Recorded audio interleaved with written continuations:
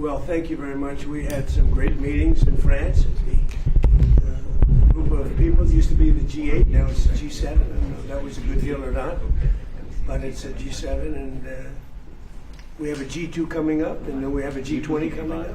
You know what the G2 is, I think, most of you. But we had in particular some very good conversations with Prime Minister Modi, India. And we're doing trade deals. We're doing a lot of things. A lot of things are happening between the United States and India. The United States is doing the best we've ever done. We have over $19.2 trillion coming in. And we're building factories. We're building everything. And Prime Minister is building a lot in the United States. He's spending a lot of money in the United States, so we appreciate that job. But I just want to say he's been my friend for a long time now, and we've always had a great relationship. And it's great to be with you. Thank you very much. Great to be with you. राष्ट्रपति जी, आपसे मिलकर के बहुत खुशी हो रही है और पिछले वर्ष हम वाशिंगटन में मिले थे। उसके बाद हमारे संबंधों में एक नई गति आई है, नई ऊर्जा आई है और कई विषयों में हम बहुत मिल करके आगे चल रहे हैं। Mr. President, it's a pleasure to meet you here in Evian. We had an extremely productive meeting in Washington last year, and since then we have given new speed and new energy to our relations, and we are working together on a number of areas. और हमारे लिए खुशी की बात है कि हमारी दोनों टीमें भी मिलजुल करके हमने जो टारगेट तय किए उसको पूरा करने के लिए भरपूर प्रयास कर रहे हैं और हम बहुत तेजी से आगे बढ़ रहे हैं। And we are also happy that our teams have also been working in close coordination and engagement, and they have been working towards achievement of the targets that we had set for ourselves last year.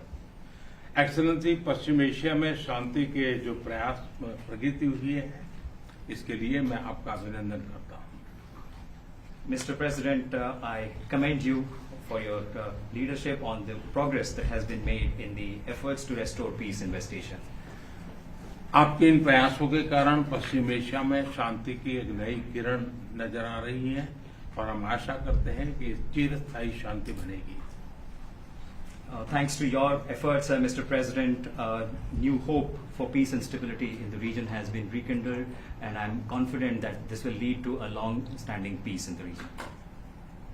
Excellency, आप और हम सभी इस बात से सहमत हैं कि हॉर्मुज का खुला रहना एक वैश्विक अर्थव्यवस्था के लिए बहुत ही अनिवार्य है। Mr. President, you and I agree that keeping the Strait of Hormuz open is vital for the global economy. Excellency, हम हमेशा कहते रहे हैं कि फ्रीडम ऑफ नेविगेशन सुनिश्चित होना चाहिए और इस पर हम सब ने मिलकर के बल देना चाहिए। India has consistently emphasized the importance of ensuring freedom of navigation, and we should work together and place a particular emphasis on that. Excellency, आप जानते हैं कि मैरीटाइम ट्रेड की दुनिया में भारत के लाखों सी फेरर्स आज दुनिया के अलग अलग समुद्र में अपनी सेवाएं दे रहे हैं, विश्व की प्रगति में बहुत बड़ा योगदान दे रहे हैं और मैं समझता हूं कि उनकी सुरक्षा भी उतना ही महत्वपूर्ण है। Mr. President, you are aware across the world, Indian seafarers in hundreds of thousands are working and they're performing their duties across global maritime trade routes, including the Strait of Hormuz, and their safety is of utmost importance to us. Excellency, समझौते के लिए शांति के प्रयासों में आपने भरपूर प्रयास किया है। मुझे पूरा विश्वास है कि समझौते में सीफेरर की सुरक्षा भी सुनिश्चित होगी और उसको प्राथमिकता मिलेगी। Mr. President, you made tremendous efforts towards reaching this understanding and this agreement, and I'm confident that the issue of seafarers will receive the highest priority during the implementation of this agreement. Excellency, मैं फिर एक बार पश्चिम Asia में शांति बहाल कराने के आपके भरसक प्रयासों का मैं पूरी प्रशंसा करता हूं और आपका अभिनंदन करता हूं। Mr. President, once again, I deeply appreciate and I deeply commend your efforts in ensuring the restoration of peace and making efforts towards restoration of peace and stability in West Asia. Thank you Very much. Thank you. Thank you. Friends, thank you. Any questions? Mr. President, we just heard the Prime Minister praise your efforts, peace efforts. Thank you. Do you think you can carry the momentum from the Iran deal over to securing an end to the war in Ukraine? And can you tell us about your conversations with President Zelensky here at the G7? Well, I had very good talks with President Zelensky and with President Putin, and we'd like to see that one end. I ended 8 wars, and to be honest with you, I thought this would have been one of the easier ones, but they're not liking each other too much, and that makes it much more difficult. But we're working. I had 2 good conversations with President Zelensky and with President Putin. Will you let them build domestic missiles or Europe manufacture missiles, American missiles? They would like to be able to do that. We'll take a look at it. They have asked about it. Steve? How close are you to a U.S.-India trade deal? Very close. We've been there for a little while. And he's a very tough negotiator. He's one of the toughest, actually. So you look at this man. I'll give you a lesson. He's the most beautiful-looking man. He looks so nice. He's like an angel. But actually, he's as tough as he's a killer. I don't want to. He's a killer. He's as tough as they come. But he looks so good. So he gets you by surprise. And there's few people like this. People say he's such a nice man. I said no, he's very tough. He's a tough trader, and he loves the Indian people, but he also loves the USA. We had Howdy Modi in Houston, remember? And The stadium was full. Namaste Trump. Right, remember that? That was great. And we'll be going to India sometime in the future. President Trump, when will you go to India, and how do you see Quad as well? This is a grouping that was started under your first term, and this is a grouping that all the 4 countries are looking forward to. Well, we had a great visit last time in India. We opened up that new stadium, and I think there were 300,000-400,000 people. It seated like about 150,000, and there were 250,000 outside, and there were 100,000 on the grass. That was, I don't know if that record's ever been broken, but I had a great time in India. Do you expect India to play any role in West Asia? I'm Siddhant from Say it. meeting. Do you expect India to play any role in West Asia? Yeah, I do. I think India plays a big role in everything. As long as he's the leader, India's going to play a big role. And you said many times that India has a great friend in United States, in Washington D.C., in White House, till the time you are president. But some of your decisions recently caused trouble, concern in India. How would you like to assure people of India? Well, I said it. As long as I'm president, we have a great. They have a great friend in the White House. I don't know where there might have been a trouble. I don't think so. I can tell you, everyone here, they love India. They have tremendous respect for this man. Tremendous.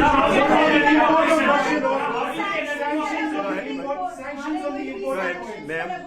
Are there going to be sanctions that are going to be reimposed on Russia now that the focus has once again been shifted to the Ukraine-Russia war? We are looking at that. We're seeing how far the price of oil comes down. It's really tumbling. It's, I guess, 74, 75 right now. So it's down. It's soon going to be at the number that it was 4 months ago. It's pretty amazing. And on top of that, we will have an Iran without a nuclear weapon, which I can tell you the Prime Minister feels very strongly about that, too. What did you hear from Europeans or G7 leaders? They were to a leader, and we had G7 plus many others came, as you know. To a leader, they were thrilled. They could not have been happier. Well, this gentleman came, and that's a big get. He came, and they could not even believe that it happened. It happened quickly, but it really didn't happen quickly. It's been happening for a long time. It's been happening from my first term, when a very evil man named Soleimani was killed. That's when it started. And nobody else did this but Trump. You know, you look at our president, 47 years, Iran took advantage of the world, the Middle East, but the world. Nobody did anything. The Obama deal was one of the dumbest deals I've ever seen. It was a road to a nuclear weapon. My deal is a wall to a nuclear. You're not going to have it. It's a wall to a nuclear weapon. On minesweepers, do you want the Europeans to send minesweeper boats? Did you talk about that? We don't need them, but if they want to send them, I think it's good. Has anyone committed to Yes, all of them. All of them. Which nations? The ones that have that kind of equipment have. But every one of them have committed to being involved in some form. And at this point, do you feel that Vladimir Putin is more responsible for the ongoing conflict in Ukraine? Well, I don't want to comment on that because I'm trying to get it settled, and that doesn't make it easy. Mr. President, you're on the cusp of making history with the possible peace in the Iran conflict. I like this guy. You know who that is? Shubhendu from Doordarshan. Your reporters are much nicer than mine. Yes, I'm Shubhendu Go ahead. from Doordarshan. But there is also a tragic loss of lives of Indian sailors recently, sir, in American strikes. Any words of condolences for the grieving families, sir? Yeah, I do. I heard about that. It's a rough profession. There's no question about it. And we work together on it. This has been happening throughout time, but we work together on it. Yeah, certainly. We love all of those people. They're great people. Yeah, please. How long do you expect Bill Pulte to be active in Iraq? Well, as long as it takes to get everybody else approved. I mean, they were doing a rush act, and we didn't get anything for it.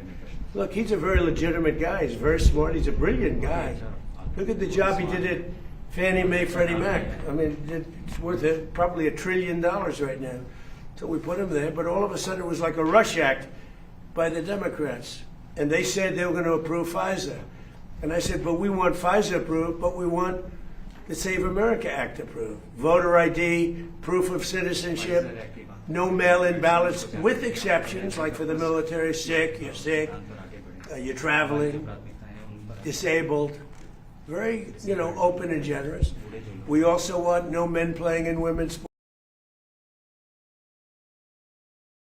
So we want no transgender mutilation of our children. None. Those are 5 things that are 99% that's all we want. It's not a lot. The Save America Act. And that can be passed any way they want to pass it, but I'm not going to sign FISA unless it's done. And this was like a rush act. And it was a rush act by the Democrats. All of a sudden they want to get...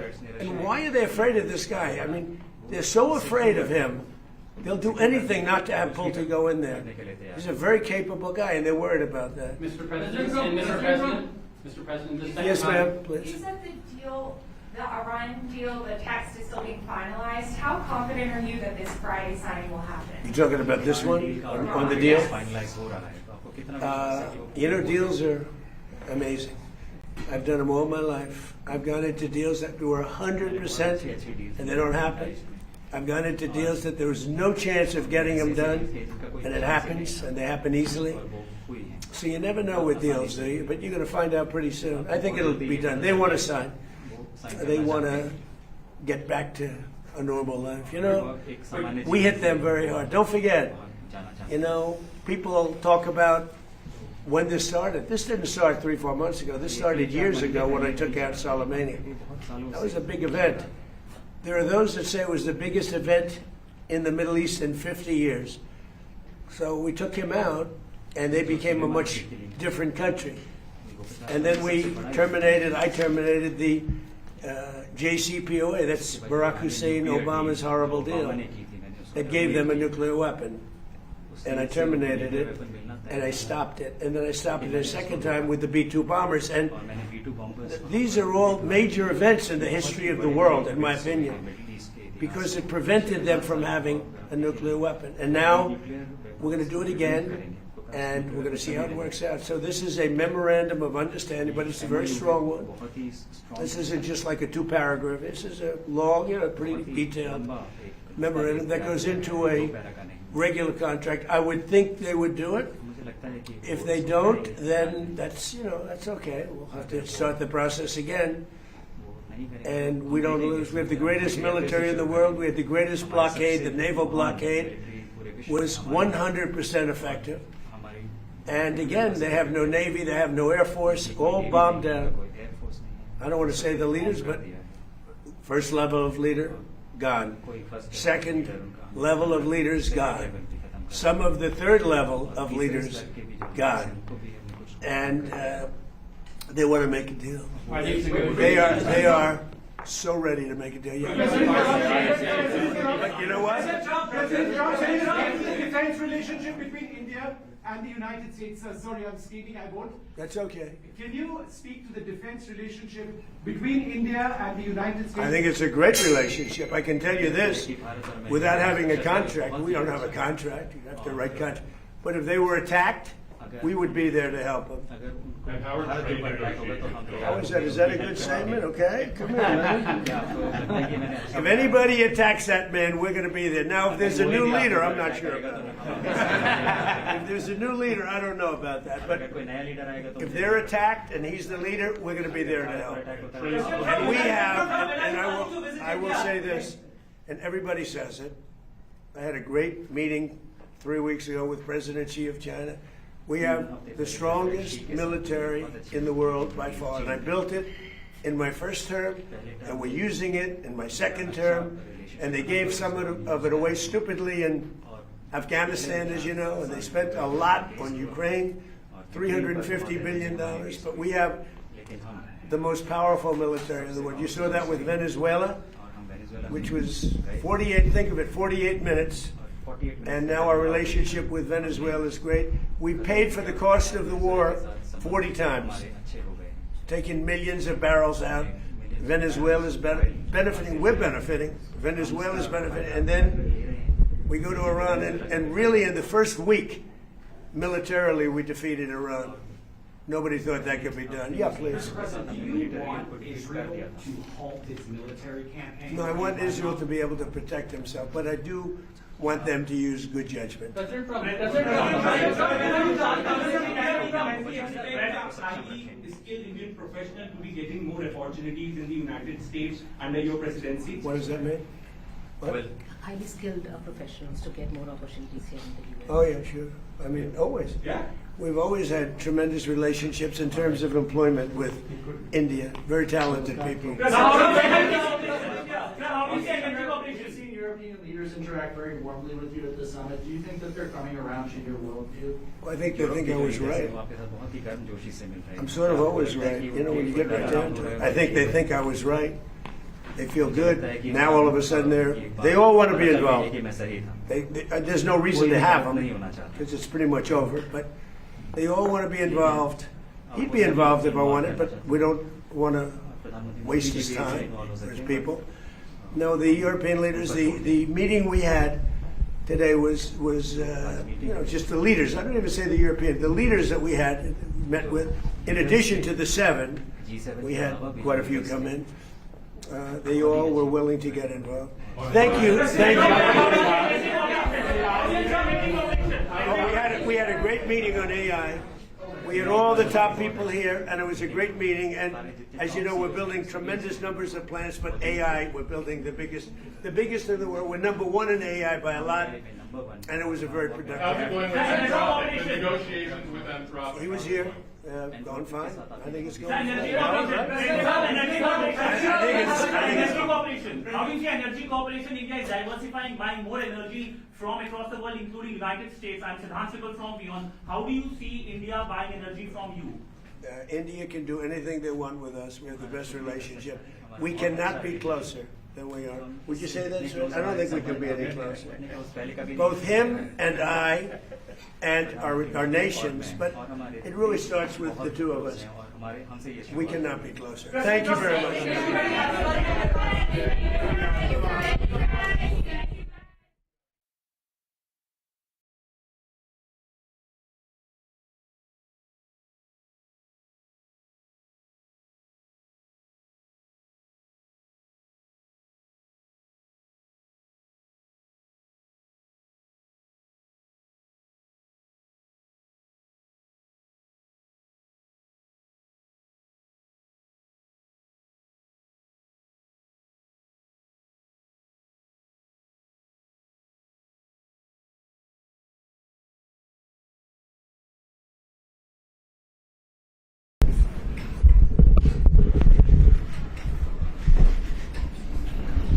Thank you very much.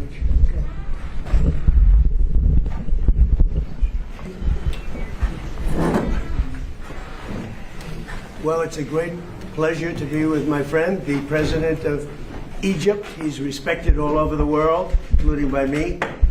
And our relationship has been very strong, personally, for a long time.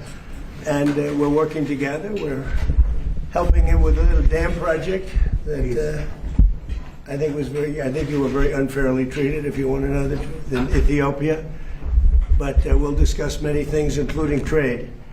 and we do a lot of business with Egypt, and we'll be discussing that. We'll be discussing the Nile, because the Nile's getting a little emptier than it should be, and that's what we're here to talk about, right? A dam was built in Ethiopia, and it's causing tremendous problems for Egypt, and I'm very aware. I had that deal settled, and then we had a rigged election, and somebody came in and they didn't know too much about that deal. They were not going to settle anything, but we'll get back into it. We'll see if we can settle it. Okay? Would you have to say something? اسمح لي فخامة الرئيس ان انا ابدا بكل التقدير والاحترام لشخصكم فخامة الرئيس، وايضا رغم كل الجهود والجدول المسحوم جدا جدا على حفاظ الاستقلال. Please. Well, first of all, let me express my highest appreciation and respect of your kind person, and thank you very much for allowing this opportunity despite all of the hard work and very busy schedule that you have. لكن هبدا كلامي بالتهنئه والتهنئه الكبيره جدا جدا على ما انجزته فخامة الرئيس فيما يخص استعاده السلام في الشرق الاوسط والاستقرار. Well, let me start by expressing big congratulations for the breakthrough that you have achieved, Mr. President, of restoring peace to the Middle East. اسمح لي فخامة الرئيس ان بمجرد الاعلان عن هذا الاتفاق كان في تقدير كبير جدا لفخامة الرئيس، ولكن هذا التقدير زاد والاعجاب زاد في اداره ازمه بمثل هذا المستوى، واحنا مستنيين الاعلان عن هذا الاتفاق حتى يتم توجيه الشكر والتقدير علنا من خلال مؤسسه الرئاسه والدوله المصريه لشخصكم لهذا الاتفاق الذي انجزتموه. Once the deal was announced, there has been great appreciation, but the admiration has increased in this marvelous management of such crisis at the highest level. Thank you. We're waiting for the deal to be declared as a final deal, so that we can react appropriately and state our positive views and perspective of that great deal from the presidency and on behalf of the Egyptian people. واسمح لي فخامة الرئيس ايضا ان احنا نوجه كل التقدير والاحترام ايضا لشخصكم على العلاقات القويه وعلى الدعم اللي بتقدمه امريكا لمصر. I'd like also to express highest appreciation and respect of your kind person for the productive and excellent relations between Egypt and the United States and all the support that the United States is providing for Egypt. تفهمكم لمشكله السد ايضا امر اسجل فيه احترامي وتقديري ايضا لكم فخامة الرئيس. For the record, again, Mr. President, I cannot overemphasize how much respect I have for you, for your understanding of the challenging issue of the dam to Egypt. مش عارف اللي انا اقوله ده مناسب ان اقوله ولا لا، ولكن اثناء العشاء امبارح انا وجدت فخامة الرئيس محاط بكل القاده والرؤساء عايزين يتحدثوا معاه لدرجه ان هو يمكن ما كانش عنده لحظه لتناول العشاء. I don't know if I'm going to say is appropriate or not, but I observed during the dinner of last night that you were surrounded, Mr. President, by all world leaders. They didn't leave you a moment to enjoy your dinner. That was a lot of surround. Well, we had a great time, but it was a lot. It was a lot of work last night. You saw that, yes. Thank you. Thank you very much. It's a great honor. It's really fantastic. So, I'll be doing a news conference at about 4 o'clock today. Before we leave, we're going to Paris, and then we'll be going home tonight, I guess, if you really figure it. So we'll be heading to Paris, where we have a big dinner meeting with a lot of the same people, and then we're going home. And it's been a very successful trip. A lot of things have happened that have been very good. We'll be discussing a little bit about the deal with Iran at the 4 o'clock news conference. It's a great deal for a lot of reasons, but number one, by far, 99.9% is they will never have a nuclear weapon, and you can't give Iran a nuclear weapon, and they will never have a nuclear weapon, so that's very, very strong. It's a very strong deal. Nobody knows what it is, but it's very strong, and most people seem to be very happy. Who's really happy is the market, because the market's gone up thousands of points over the last 4 or 5 days since hearing about it. And the strait is going to be opening. It's already partially opened. It's going to be opening up soon in full over the next day or two. And the market has gone wild, and oil has come tumbling down. Oil is at $73 or $74, and it's getting to very close to where it was before the crisis. The difference is now we have Iran without a nuclear weapon. So we'll see how that all plays out. I think people are going to be very happy. But there's nothing so smart as the market, and the market loves it beyond anything that I've actually seen. Again, the stock market has gone through the roof, and oil has come tumbling down. I guess it's in the low 70s now, right? That's right. That's amazing. So that's what speaks. That speaks louder than words. The alternative would be a worldwide depression. You know, the stupid people want to have a worldwide depression, and they're stupid people. So you can only go so far. You drive somebody into the ground, and a lot of bad things happen. Number one, the strait would never open because they don't like floating billion-dollar ships up and down a strait when there are rockets flying over them and mines all over the place. So the strait would never be open. It wouldn't be open for a long time.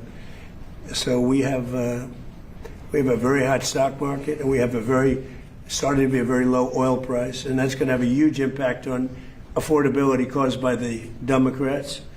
The Democrats have caused so many problems, you have no idea, but I'll never forget, I took over, and I'm in the office for one day, and I had my first news conference, and they said, affordability, sir, affordability, what are you doing about it? I said, I've just been here one day. They tell me about affordability. They're the ones that caused affordability. It's just another con job. They made up the word affordability.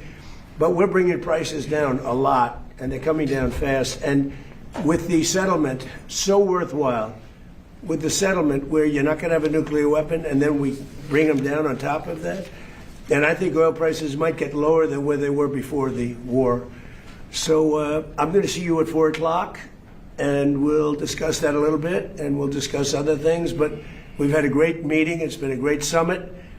And France has done a fantastic job. President Macron has been he's really done a great job. It's been very well received. Everybody here has been, I don't know if they've been happy. Some are not doing so well, but some are doing very well. But they've done a beautiful job. Thank you very much, everybody. Thank you, Brad. President, you addressed the MOU that's been reported. Have I read it? Well, it's been reported that it includes a $300 billion It's false. fund Totally. funded by Gulf allies. That's No, false. it's false. there People, you can invest if you want. I mean, what am I going to do? Say nobody's ever allowed to invest? No, we're not investing. We're not putting up 10 cents. And people can decide to do that, but that's up to them. I mean, do you want me to say nobody's ever allowed to invest in a country? I'll say it with Egypt. Nobody's allowed to invest in Egypt. Am I supposed to say that? I'm asking whether We are not investing in it, and we do not have a fund. Are you asking Gulf countries? No, to I'm fund a not. fund? I'm not. If they do it, fine. But I would say they won't be doing it for a while until they find out the behavior. It's a behavior thing. But we are not investing. That's a false story that got picked up incorrectly from a statement that was pretty well made, I think. Maybe a little bit, could have been a little more accurate, frankly. But it's a story. We are not investing 10 cents. Don't forget, there's never been anybody that's been so tough on Iran. This should have been done by Clinton and Barack Hussein Obama. It should have been done by Biden. It should have been done by Bush. It could have been done by a lot of people. This has been going on for 47 years. They've ripped you off for 47 years, and I'm the only one that did anything about it. They never shot missiles at anybody. We wiped out their Navy. We wiped out their military. We wiped out their Air Force. They have no anti-aircraft. They have no radar. You know, the reason oil stayed low is because we were taking ships out every night that you didn't even know about. 2 days ago, 3 days ago, a month ago, we took out 22 ships. We averaged from 15 to 25 ships a night. Nobody knew that. Our Navy did a great job. Nobody knew what was happening. That's why oil didn't go to $300 a barrel. It went to $125, $115. Now it's at 72, 73. I heard it's lower than that now. I haven't seen it in the last couple of hours. No, we were very tough, and we took out a man named Soleimani. Remember that? You know, you think this would have happened if you were alive? The evil genius? He was an evil genius. People forget that. I took out Soleimani in my first term. Without that, you don't have the situation that we're in today where we dominated. We wiped out their military, and because we did that, and then we put up the blockade, which was totally effective. Not one ship got by, Steve. Is the text of the agreement now final, or are you still? No, it's not final. It's a memorandum of understanding, and if I don't like it, we'll go back to shooting at them, dropping bombs on their head. When do you expect the word? If I don't like it, if they don't behave, we'll go right back to dropping bombs right smack in the middle of their head. Okay? Because they've misbehaved for 47 years. All right? Does it include? But nobody could have made this deal. I mean, the JCPOA done by Obama, he handed him $1.7 billion in cash, gave him hundreds of millions of dollars, gave him billions and billions of dollars, but he gave him $1.7 billion in cash, green cash from banks, into a Boeing 757 and flew it into Iran. And they stood at the plane. I have pictures of it, like, oh my, look at this money he's giving us. He tried to bribe his way out. I didn't do that. Nobody mentions that. 1.7 billion and hundreds of millions of dollars. They tried to bribe their way out of it. And you know what the Iranians did? They laughed at Obama and they said he's a stupid son of a bitch. Okay, thank you very much. Thank you, Brad. Thank you, Brad. Thank you, Brad. Thank you, Brad. Thank you, Brad. Thank you, Brad. Thank you, Brad. Thank you, Brad. Are you with Egypt? First of all, I like your report better. First of all, happy President. You making history today. A lot of problem. Will you support Egypt rights, water security? Well, that's what we're going to be talking about. You don't listen. How and when? Yeah, that's what we're talking about. Of course I support Egypt. He's a friend of mine. From day one, you know, I met him early in the campaign when Crooked Hillary and I were running against each other, right? And I was told that the president of Egypt is here. That was a big deal. It's still a big deal for me to be with the great president of Egypt, but not as big as it used to be before I ran. So he was in a hotel, and I met him. And we fell in love, deeply in love. And he didn't even want to see Hillary. He said, "You're going to win. I don't want to meet her." He said, "You're going to win." He didn't want to see her. Remember that? Yes. So we had a good relationship right from the beginning. No, we met. We didn't know each other before that. We had great chemistry. And I stayed twice as long as I was supposed to, took up her time. And then when it was her time, he didn't want to meet with her. But he did because he's a gentleman, but it lasted about 1 minute. Thank you, everybody.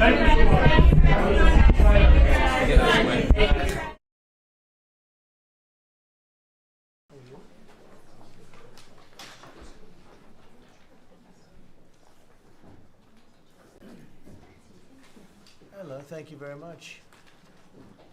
Are you all set? You all ready? Nice group, big group. But I want to thank you all for being here as we prepare to celebrate Labor Day, when we honor the incredible hardworking men and women of our country, which is doing very well, I have to tell you. Every policy of the Trump administration is designed to lift up the American worker, promote great-paying blue-collar jobs, and to rebuild the industrial bedrock of our nation. It's also obviously for great defense. We have the greatest military in the world. We rebuilt it largely in my first term.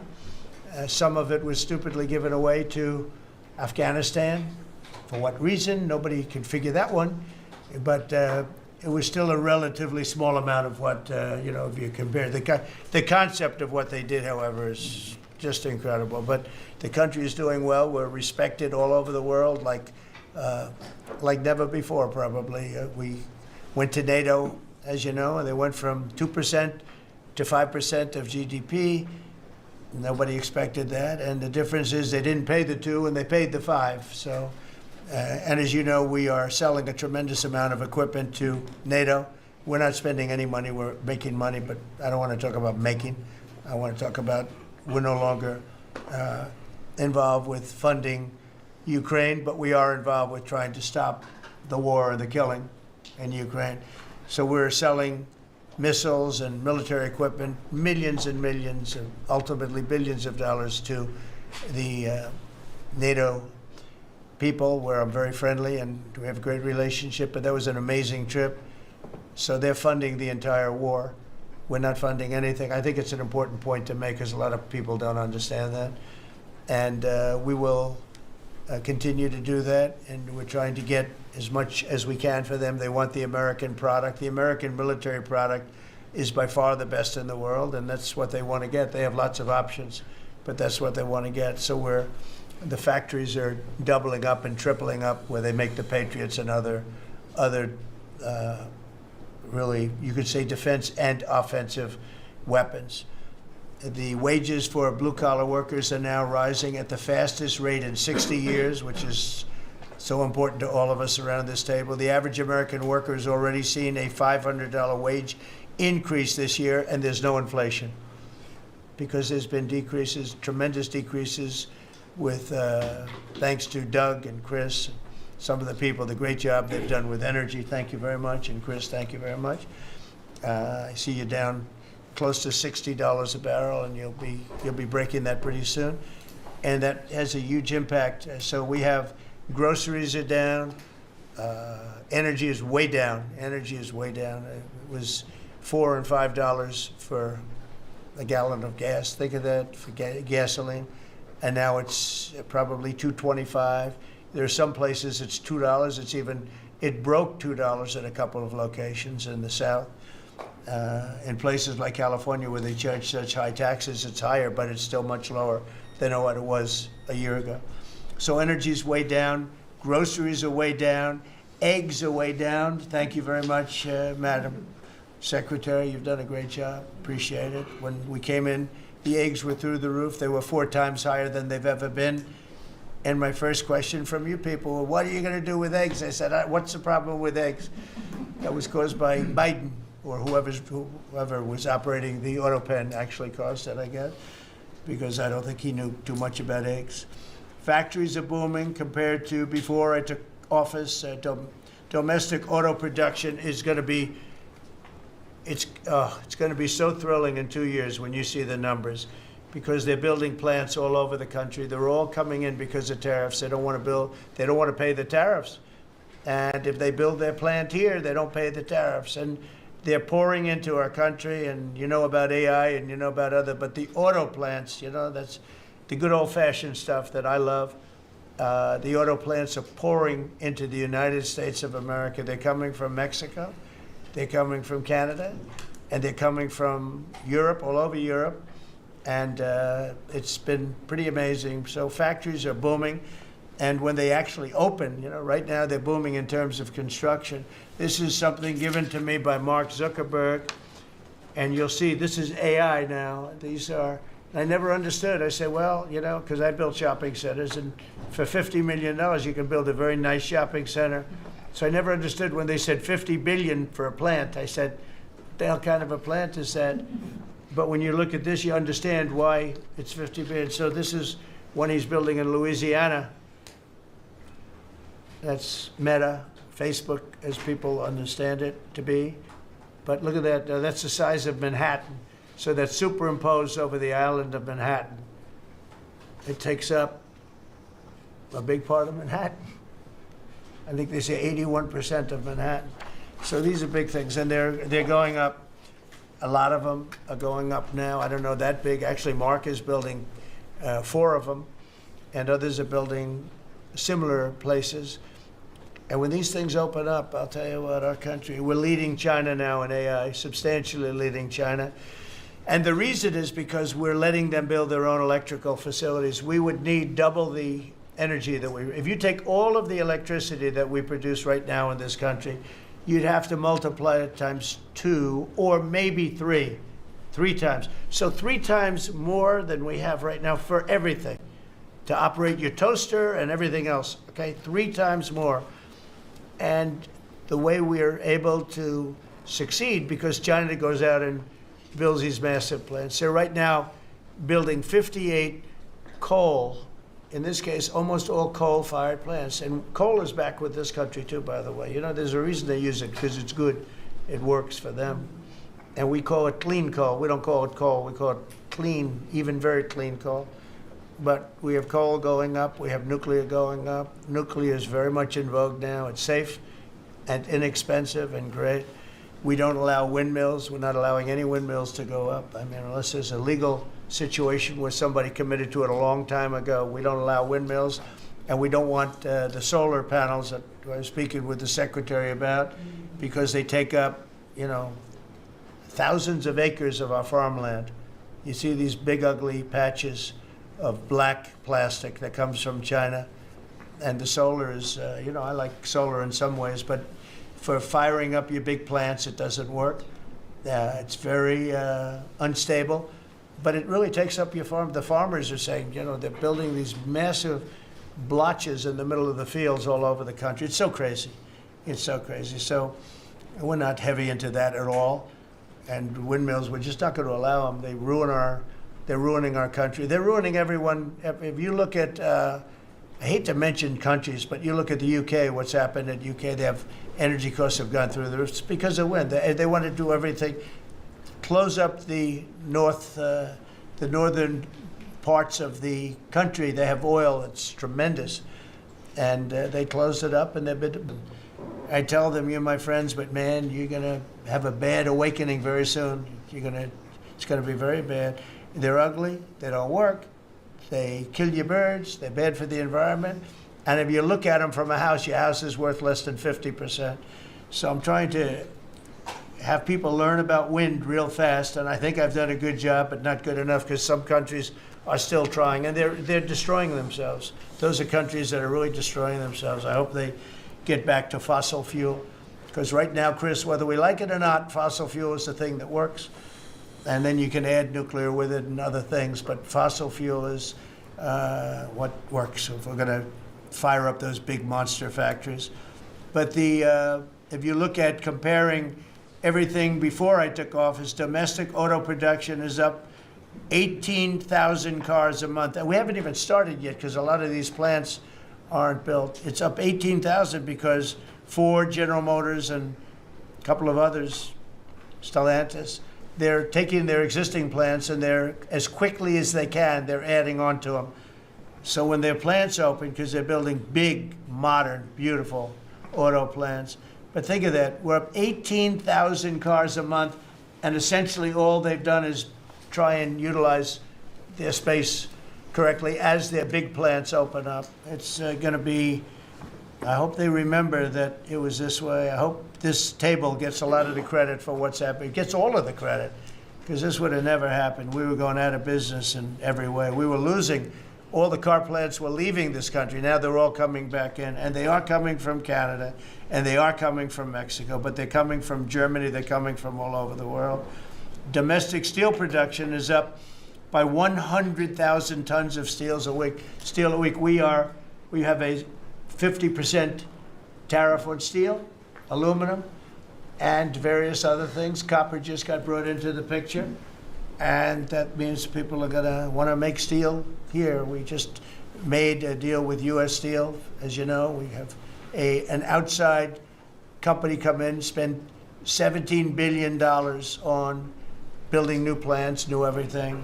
It's great, and it stays right here in America. So we're doing amazingly well on steel, and domestic oil production is up by more than 300,000 barrels a day. That's a lot of barrels, and you're going to be talking about that in a second, I think, Chris and Doug. These two people have done a fantastic job, and we have the oil price down to about $62 a barrel. So just so you understand, because a lot of you like to talk about costs and prices, but I watch so much fake information. Product costs are down. Energy is way down. Energy brings things down. You know, with energy, that's what happened with Biden. He stopped our program, and then he went back to it when he realized that it looked like you're going to be paying numbers that nobody's ever seen, like $7 a gallon. You're going to pay $7 a gallon. They were up to $7.5. So then he immediately went back to the Trump plan that they terminated. But it was too late for them. It was too late. They blew it. They had a great thing going. I gave them something great, and they blew it. Since the inauguration, we've created over 500,000 new private jobs. And if you notice, when the numbers come out, government jobs are going down and private jobs are coming up. And that's what really fuels the country. It's easy to hire people and pay them for doing something that maybe is not very productive. But government jobs are down, actually substantially down, and private jobs are way up. And these are the jobs that make money, create a better life. Meanwhile, we've reduced the number of federal bureaucrats by 84,000. So we got rid of 84,000, and I think the job numbers, you're going to see the new job numbers are going to be through the roof because of all of the different businesses that are moving into our country. And not just production businesses, autos and AI, but any business you can think of. In the world of furniture, as an example, North Carolina, I went there many times when I built a lot of hotels and things, and I'd go to North Carolina, I'd buy the greatest, they were the greatest, most talented people. And then China came along and took all of those jobs away. If they would have tariffed them, China wouldn't have taken any of the jobs. But we had presidents said, honestly, and I like some of them, but they didn't know what the hell they were doing from a business standpoint, from running the country. And North Carolina, the most talented woodworkers that you've ever seen. I'd be there and I'd watch them. I'd say, I'd like to have a rail on that chair. Maybe can you fancy it up a little bit? How about this, sir? And it'd hand me a thing. It was like they were artists. They were unbelievable. And that business was stolen from us by others, not only China, but by others. All of a sudden, you're ordering your furniture from China. It was not even close to being as good, but they couldn't compete with it. If we would have said it costs 100% or 200% tariff, you wouldn't have lost one job. It's so sad. But we're going to rebuild North Carolina furniture and other places, South Carolina too, to a lesser extent. They make furniture. But furniture, we're going to put a very substantial tariff on. We've already announced it. It'll be done pretty quickly.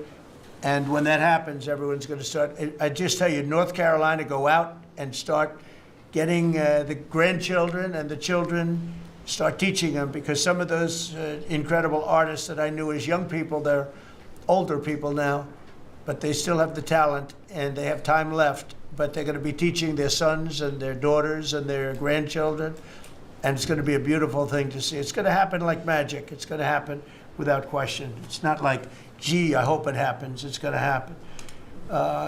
The results of Ford that just announced it's going to create 4,000 new jobs, American jobs.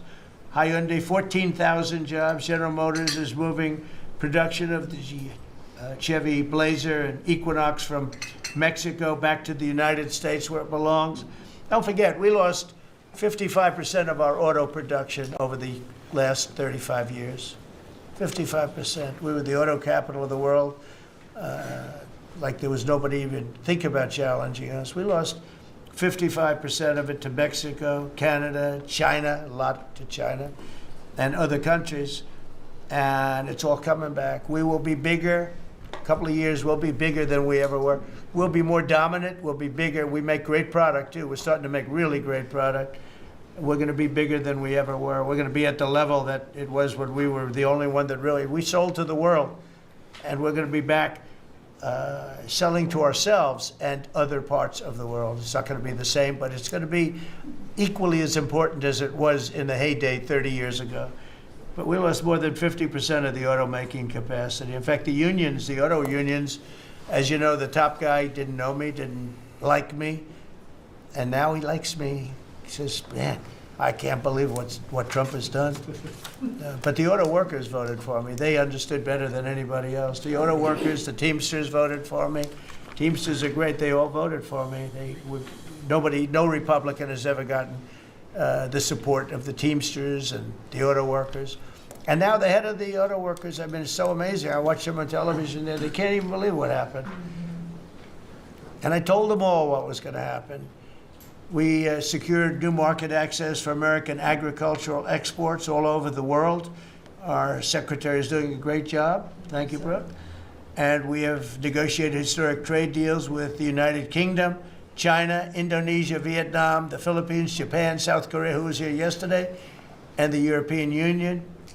Foreign nations are now paying hundreds of billions of dollars straight into our treasury, and numbers that nobody's ever seen before.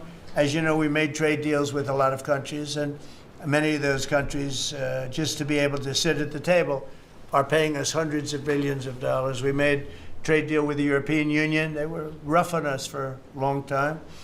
And now we have a very good deal. We made that with them. Trillions of dollars is coming into our country. Trillions. Far beyond billions, trillions of dollars. Wouldn't you say, Scott? Yes, sir. And in a short period of time, they have to buy $750 billion worth of our energy product. Energy is great. We have more than anybody else, and we're using it. But the European Union is a done deal, and Japan is done. And, I heard there was a problem with South Korea, but we met yesterday, and they're done. We didn't do anything. We just kept the same deal. He honored the deal. They wanted to see if I don't even want to say it, but they wanted to see if they could do something. But they honored the deal, which is nice. And we cut the previous record-setting trade deficit, I hear just came out. We cut it in half already. We haven't even said, we've only been here really for a few months because, you know, it takes you a little while to fix up the Oval Office and do those things, prepare for the battle, right? So we really only been here for a very short period of time, and we cut the trade deficit in half. Is that right? That's fantastic. I didn't even think we were going to do that. And remember, these are things that are being built. These things are, you know, all these numbers up here, they're not open yet. When they open, you're going to see things happen in the United States that nobody's ever seen before, including our country in its heyday. And I had the greatest economy in the history of our country my first 4 years, despite COVID, which was a very unfortunate situation for the whole world. We did a great job with it, never got the credit for the job we did. Operation Warp Speed, people say, is one of the greatest achievements ever in politics or in the military, because it was almost a military procedure. But everybody, including Putin, said that Operation Warp Speed, what you did with that, nobody can believe it.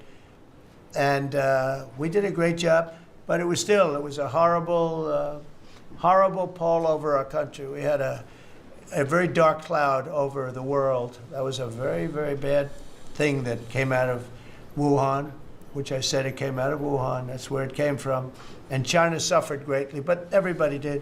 But we did a good job with that, as good as you could possibly do, and we came back, and now we're stronger than ever before.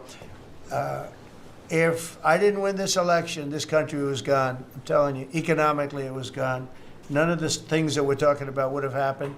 The whole world was robbing us blind. Friend and foe. They were stealing our jobs, our money, our factories. They were stealing everything. We would have been a shell. We would have been a bankrupt, broken shell. And that's the way it is, but we're doing just the opposite. Stronger than we've ever been. Last month, in a landmark achievement, I also proudly signed the largest working class tax cuts in American history. So the bill that, I'm not going to use the term great, big, beautiful, that was good for getting it approved, but it's not good for explaining to people what it's all about. It's a massive tax cut for the middle class. It's a massive tax cut for jobs. And it's, I mean, think of it, no tax on tips, no tax on Social Security. So seniors, I don't know how you can vote for anybody else. And, you know, just think of that, and no tax on overtime. So you work overtime, you don't have to pay tax on overtime. That's good. The Democrats don't know what they're going to do. So they have, like, this soundbite. You know, they have all these sound bites. They send it out. I don't know. Some guy sends out a word, and everybody uses it, including the fake news. Some of you are here right now. I'm looking at you. And it's death. They use the word death. No, it's actually life. It's almost like a newborn life. It's not death. That's their soundbite. The bill is death. It's not. We strengthen Social Security. We strengthen Medicare, Medicaid. The job we've done on Social Security is, if the Democrats got in, Social Security is over because the country's going to fail. There won't be any Social Security. And I made that pledge to you. We're going to take care of Social Security, Medicare, Medicaid. And we're doing that in spades because the country is becoming so successful again. And it hasn't been this successful. I think in the end, it will never have been this successful. I don't think it'll even be close with what's happening. Every American is seeing a tax cut as a result of the bill. The average police officer will keep an extra $1,000 a year at least in overtime, and the average waiter or waitress will keep nearly $2,000 extra in the fact that they would have had to pay that kind of money on tips. And I never realized that the government was so strong on that. But waitresses, waiters would tell me that the government would go after them. Like it was horrible. That's how it all started with me. It just was incredible. And the biggest thing was, again, the $4 trillion that they found. They said, well, that was nice. They should have announced it. I could have told them that. And I don't know. It should be simple. But a lot of people didn't understand it. Actually, a lot of good people didn't understand it. But now they're saying, you know, Trump was right.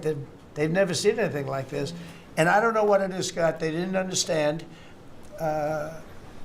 what we were trying to explain to them was going to happen. Everybody's moving back to the United States because they don't want to pay a tax. If they're not here, they have to pay a tax. And it didn't seem that complicated, but it's working at a level that nobody can imagine. You know, this is working $4 trillion, but that's a big number. It's a number that nobody ever heard of before. But 4 trillion is exciting.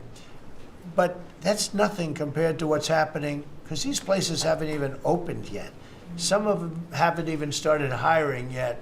They're under construction. So it's construction jobs, but it's not the big number, and the big numbers, when they open, they're going to be very successful. It's a revolution.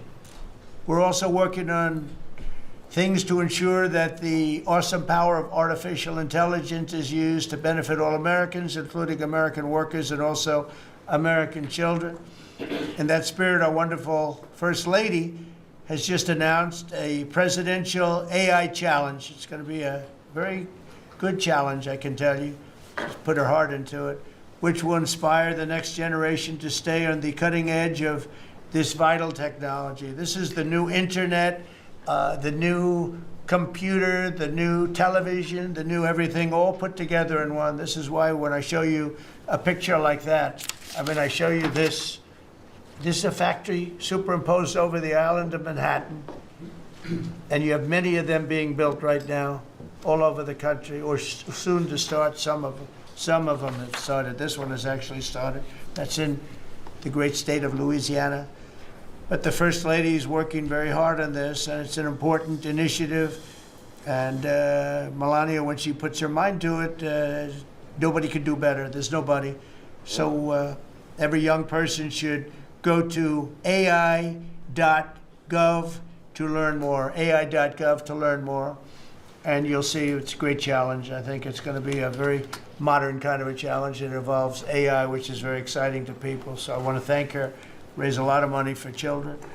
We're putting America first, and we're going to be putting the American worker first. And, you know, the Republican Party has picked up 4 million new people, 4 million.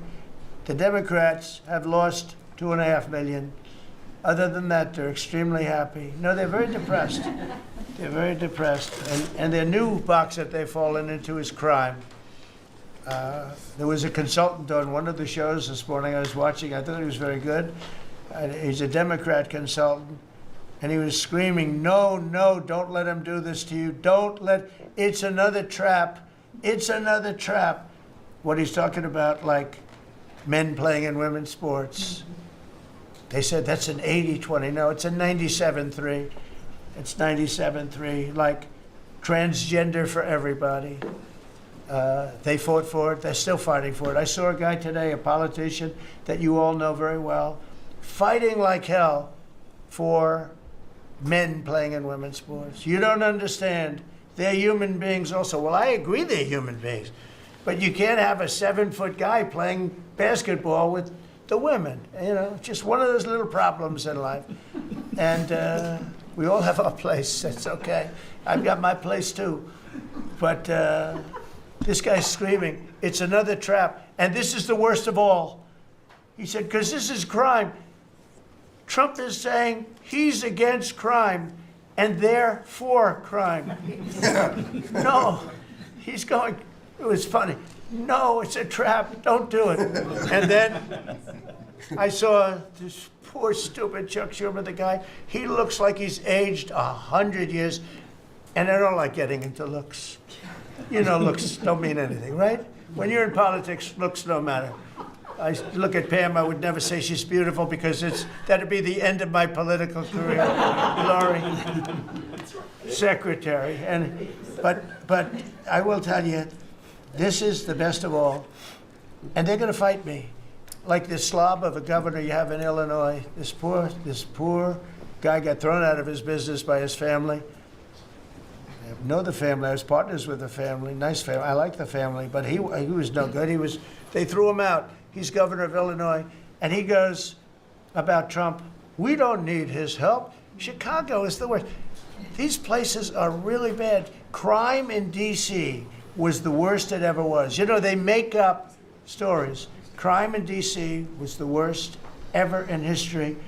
And now, over the last 13 days, we've worked so hard. And we've taken so many, there are many left, but we've taken so many criminals, over 1,000.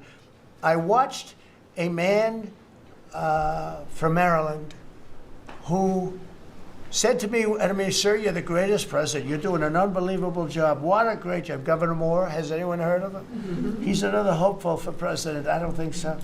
But I met him, and I didn't realize it was on camera. Did you see they caught him on camera? I was at a game, I don't know, like the Army-Navy game or something. And I met him in a hallway. And as usual, you do your job very well. One of these great cameramen had it on tape. But I met this gentleman. I never met him before. Sir, you're doing a great job. You're doing an unbelievable job. Thank you very much. But then he goes on television and says, oh, Trump is a dictator. He's a dictator. And a lot of people have so the line is that I'm a dictator, but I stop crime. So a lot of people say, you know, if that's the case, I'd rather have a dictator. But I'm not a dictator. I just know how to stop crime. And you would think that Illinois would have such a problem with crime, such a bad governor. He should be calling me, and he should be saying, could you send over the troops, please? It's out of control. It's out of control. In New York, it's out of control. Not as bad as Illinois, by the way. Not even close. In California, you would have not had the Olympics had I not sent in the troops, sent in the National Guard. They did a fantastic job. We have the Olympics, we have the World Cup coming. I got them in my first term, and I was really sad because I said, oh boy, I got them, and I won't be president. And little things happen. Thank you, God. Thank you. Little things happen. Think of it. You could ask Johnny. Johnny would tell you, he's the head of World Cup. He's a great guy too, great commissioner, but he's the head of the World Cup. He said, Trump is the only reason we're doing this. And the sad part is that I was not going to have it. I would have to be, probably I wouldn't have even been invited to the game, depending on who's president, right? And I got that. I did not get 250, okay?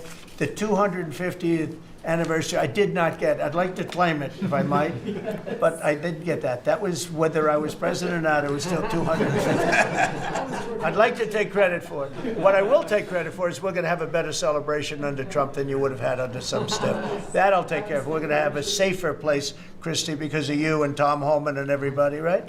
But, so we have 250 coming up. We have the World Cup coming up, which is like having 45 Super Bowls.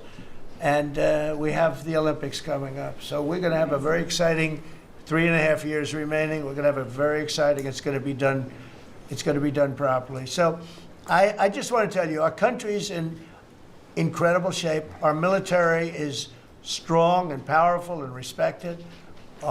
We had some fantastic decisions from the Supreme Court that let us put the people into the military and other businesses that are best for the job, as opposed to some woke reason that was killing our country. That was a very strong, very powerful. You can now go into a company based on your ability, as opposed to being forced in based on some factor that cannot make our country great. That was a big decision, very, very big. decision. And we've had a lot of great decisions, and we've all made some great decisions sitting around this table. I want to thank Scott. Unbelievable what's happening financially with you and Howard. And Vice President's involved in everything, and he's been great. And Marco has been really, I think you're born for this job. I don't think you should ever run for another office, actually. I don't think you should, really. You're so good at this. He is so good. And everybody likes him, you know, everybody likes him. But everybody, much more importantly than like, I think you would say, is respect. They respect Marco. They respect all the people around the table. So what I'd like to do is, I'd like to go around the table. You seem to like it. Your audience seems to like it based on ratings. And I want to mention, you know, about crime, because we have a young lady here, Iris, of Epoch Times. You're Iris, aren't you, huh? And I heard you were very savagely mugged in the city, and we're not going to let that happen under this administration. That was last year. And would you like to mention what happened? Of course. So first of all, thank you, Mr. President. Do you want to listen to this? For having me here to share my story to the room and to the broader public. My name is Iris Tao. I'm a White House correspondent for NTD, the sister media of the Epoch Times. So more than 2 years ago, it was a Saturday morning in broad daylight. I was on my way to work, and a young man with a black ski mask pointed a gun at my face and threatened me to hand over my phone, my wallet, my laptop, and everything else. And when I refused, he used the butt of his handgun to strike me across the face, in the cheek, or what some people call pistol whip me, before running away. And that has deeply traumatized myself and my family. Ever since, I've never dared to walk in the street of DC at night, ever. And my family was extremely worried. So, Mr. President, thank you so much for what you're doing right now, because being honest. Such incidents involved not just me, but also my family. If he had shot me, I could have died right there in the middle of nowhere without my families or my friends knowing, at the age of back then, I think 23, just starting my career here in DC without even starting a family. But now I'm very blessed to have this opportunity to. So you had a gun pointed at your head, and you probably figured that he's going to pull the trigger, because these are animals that don't know what the hell, they couldn't care less. The pulling the trigger to him is a very minor event, and I'm sure he's done it before. So how did you, and you did refuse to give it, which would probably, maybe somebody would say that was not the right decision, right? Right. But you refused, but I understand that. So, and then he hit you real hard. Yes. It's really amazing that you weren't shot, though, isn't it? I'm very blessed, and that's why having this opportunity to stand here to share my story today. One, I'm very grateful for God for allowing me to still survive to this day, but also to Mr. President. Thank you for now making DC safer. Thank you very much. For us, for our families, for my parents, on my behalf of my parents, and now my baby on the way. Thank you so much.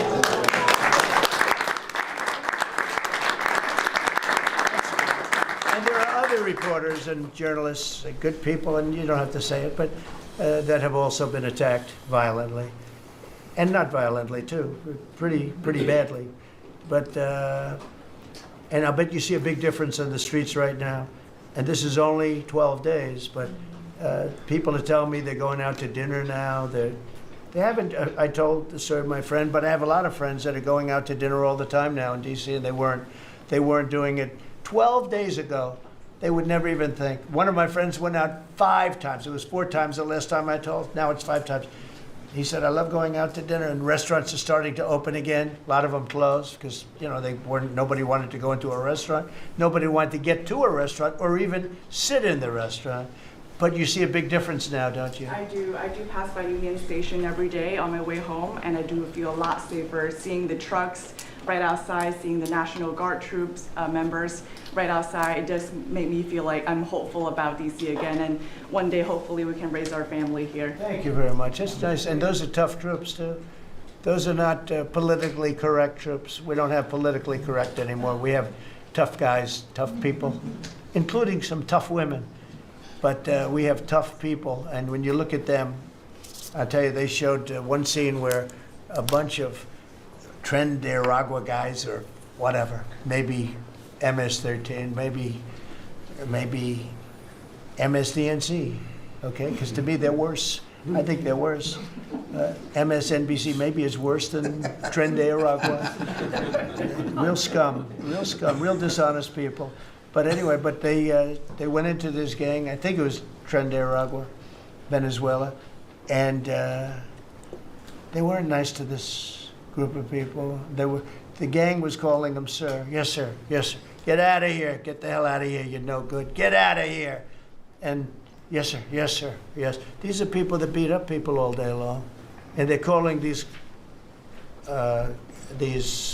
soldiers, that's what they are. They're real soldiers. There's no games. I said, you don't have to be politically correct. And you know the way they used to spit in the face of the soldiers, with the soldiers standing like this, and you'd have some guy or some woman sometimes screaming at them from 1 inch away. They're standing there, and they're told you cannot do anything, and they start spitting, actually spitting in their face. And I said, you spit, we hit. And they're totally authorized to do that, all of those things. But your story is great, and there are other stories here, but they don't have to tell them. But some people are ashamed to tell them. They don't want to tell them. But it was like a jungle, and it's not a jungle anymore. And it's going to get so good that this will be the safest capital there is. It'll be one of the safest places in our nation, anywhere. And right now it's one of the most unsafe places, but not now. 12 days ago, it was the most unsafe place in our nation. And they have to stop issuing false crime numbers because, I mean, I heard the mayor, and I like the mayor, you know, fine.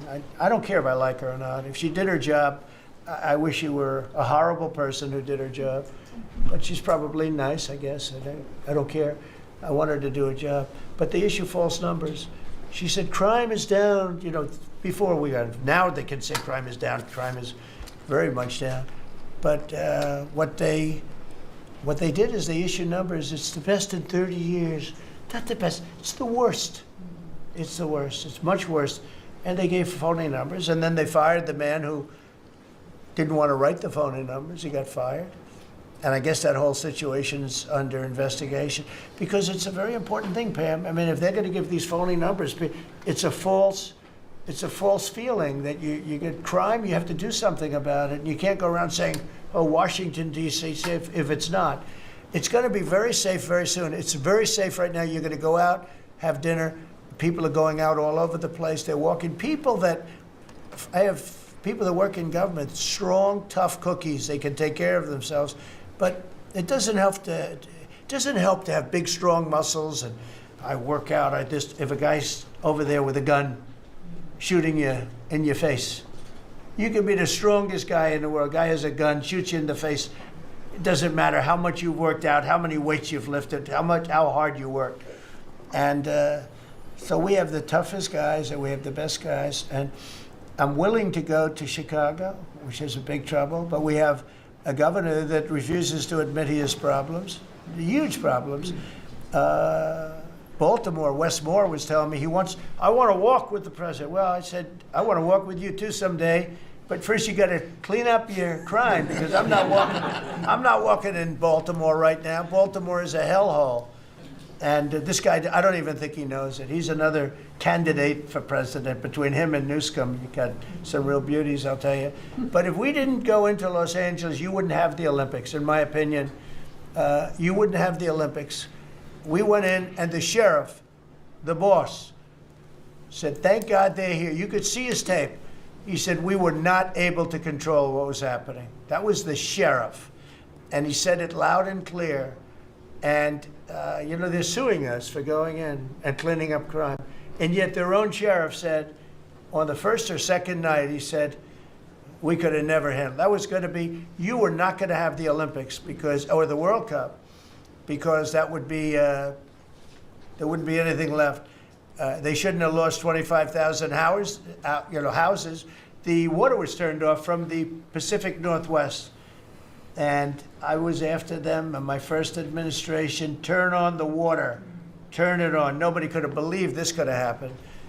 But they had no water in the fire hydrants. They had no water in the sprinkler systems that people put up in their ceilings. There was no water. And yet we have tremendous amounts of water. They send it all into the Pacific Ocean, trying to protect a certain little fish that's not doing well because it doesn't do well without water either. And it shouldn't be a protected because it shouldn't be a protected species. But I think that's actually just an excuse. I actually think these people are sick. There's something wrong. So we send hundreds of millions of gallons of water a day into the Pacific Ocean.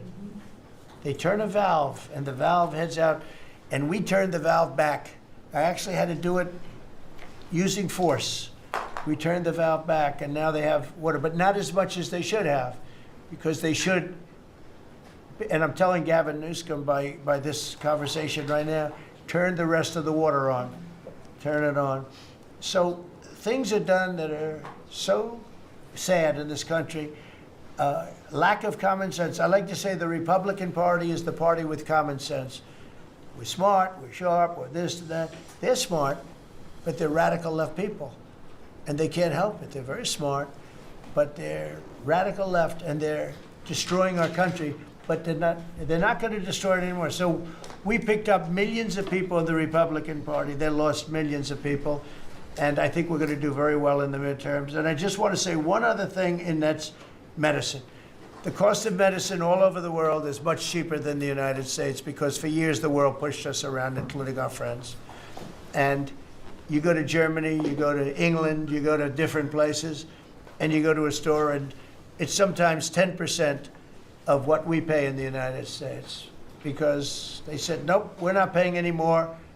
You charge the United States. This went on for 25, 30 years. And I invoked favored nations. I said, I want to pay the same as they're paying. And Bobby Kennedy is doing a good job, and Dr. Oz is doing a good job. And I asked them, I mean, other than the basics that they're doing on autism and other things, which we got to solve that problem because it's crazy what's happening, it's out of hand.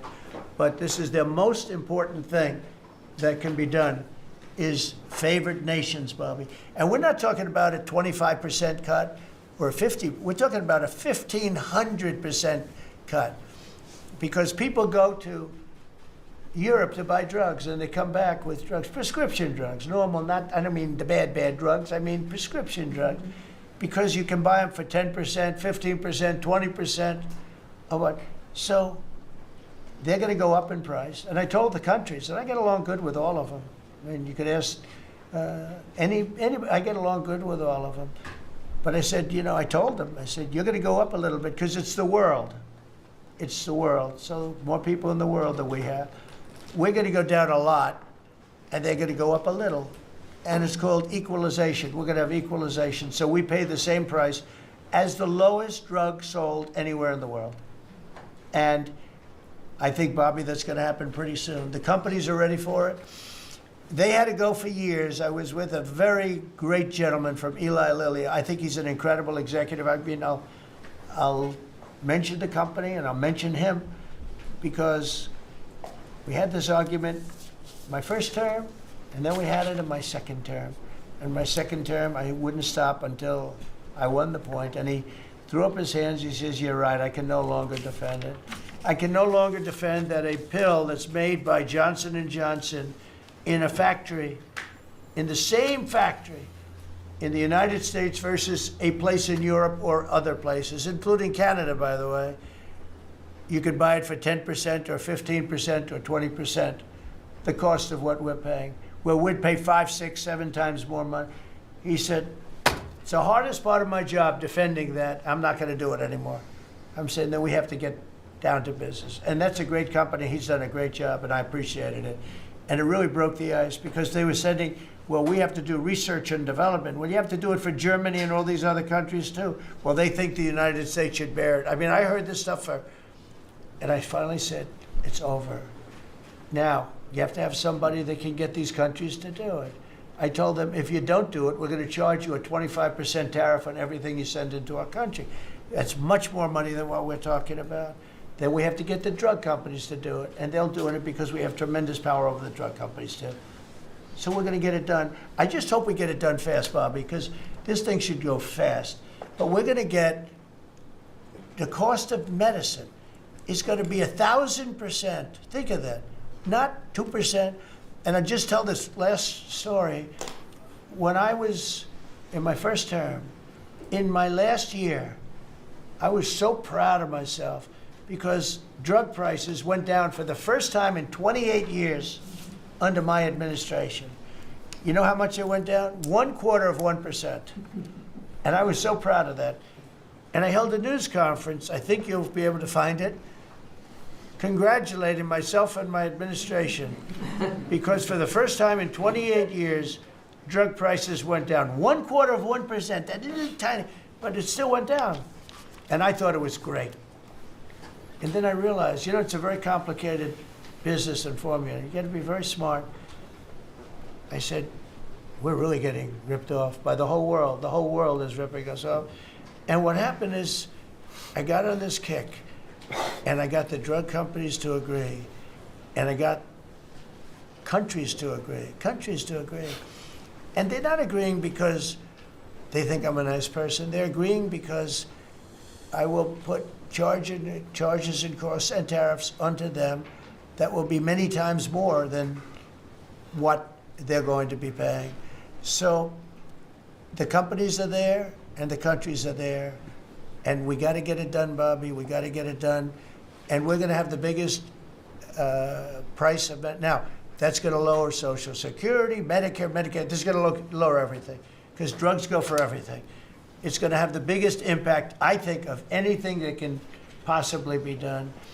But your costs are going to be going down for medicine, for prescription drugs, will be going down at levels that nobody ever thought possible. And that's going to happen in a matter of a very short period of time. Very short. And we're all set with the countries, and we're all set with the companies.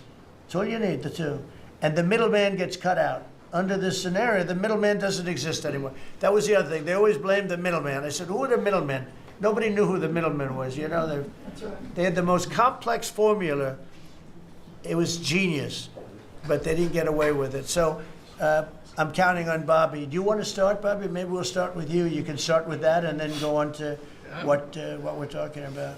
We are deep into MFN negotiations, most favored nation status negotiations with 14 companies.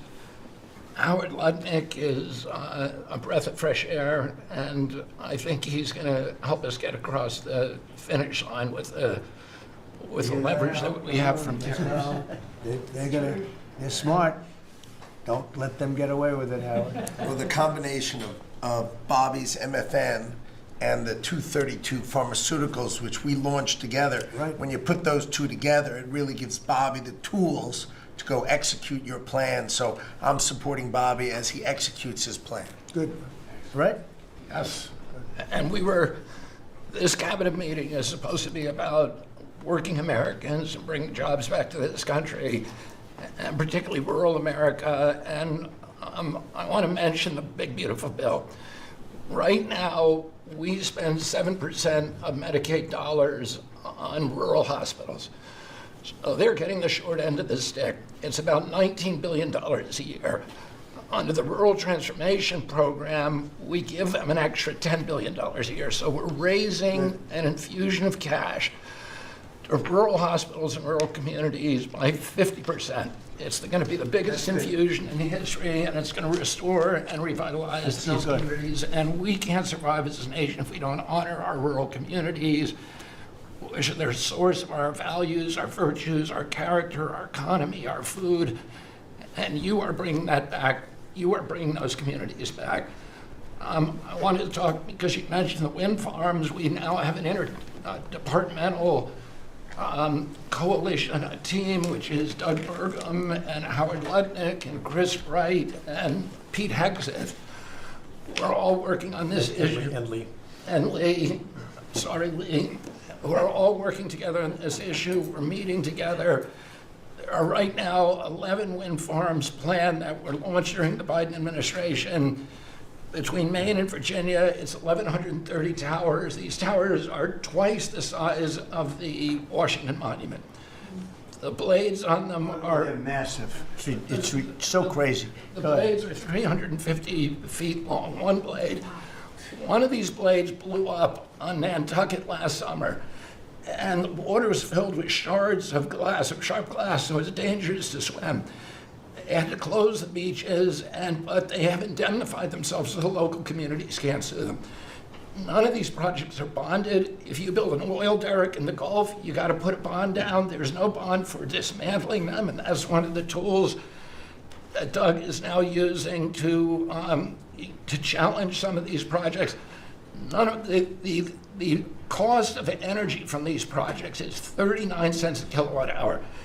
The average cost in this country is 17 cents per kilowatt hour. And natural gas is 3 cents. Right. So it is the most expensive energy. I've been representing commercial fishermen for 40 years.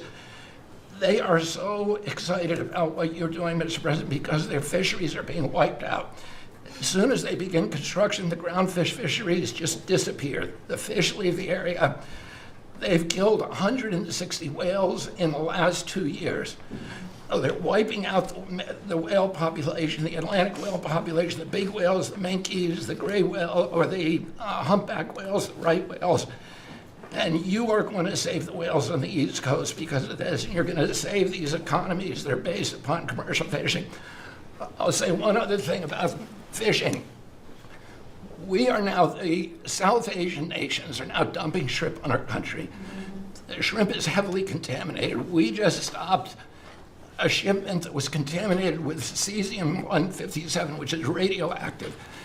They're farming these shrimps, and they use bactericides and antibiotics and all kinds of chemicals, and the shrimp are so contaminated that the European nations won't take them, so they're dumping them all here, and they're putting out of business. We have the most sustainable, highly regulated fishery in the world. What our fishermen do is a good thing.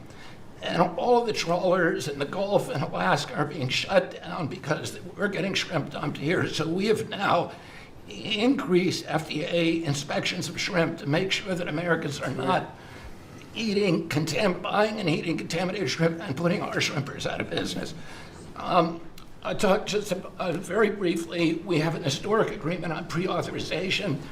We brought together 80% of the insurance industry, which has agreed to, for 80% of diseases and injuries, to give immediate pre-authorization so that when you go to your doctor's office and he prescribes you a new knee or whatever it is, you will immediately know whether your insurance company is going to pay for it. This is an historic agreement. People have been trying to do it for decades, and we, because of your leadership, brought the insurance industry together and got them to voluntarily agree to do this. Similarly, we made another historic agreement with personal health records.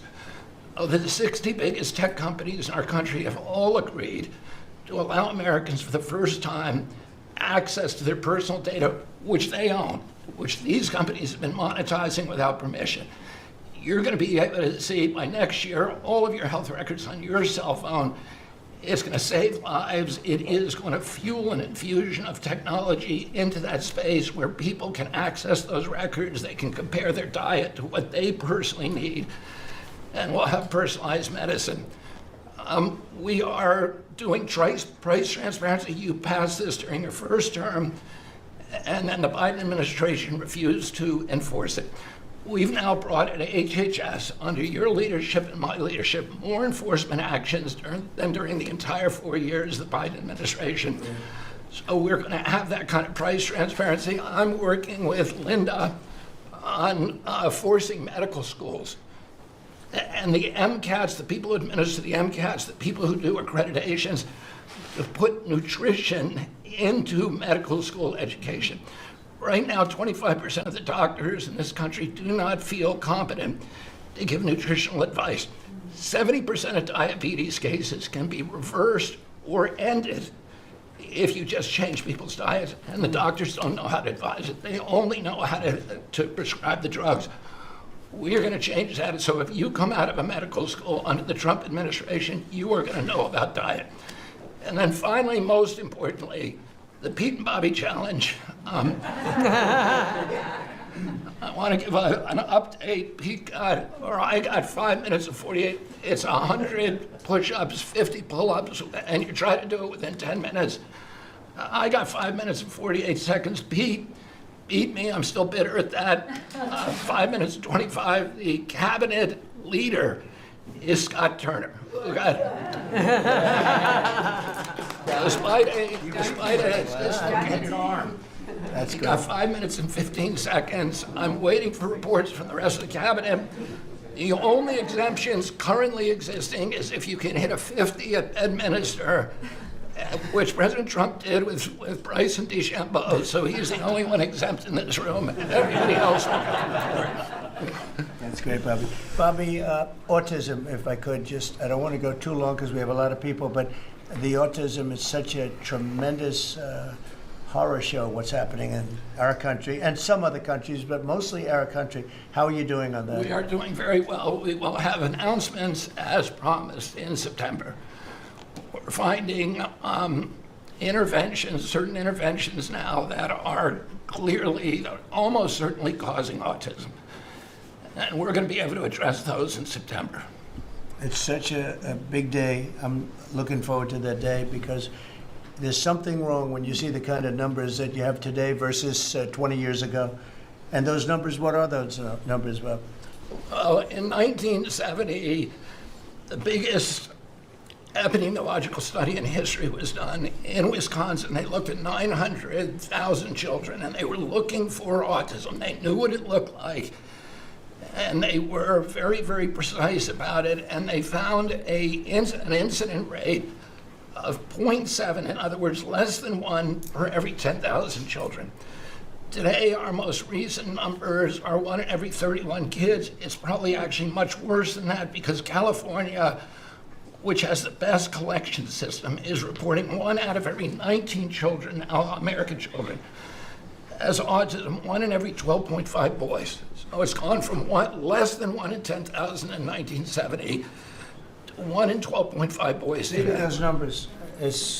So there has to be something artificially causing this, meaning a drug or something. And I know you're looking very strongly at different things, and I hope you can come out with that as soon as possible. We will. So 1 in 10,000, and now it's 1 in 31 or 34 or 12 if it's a boy. Can you imagine that?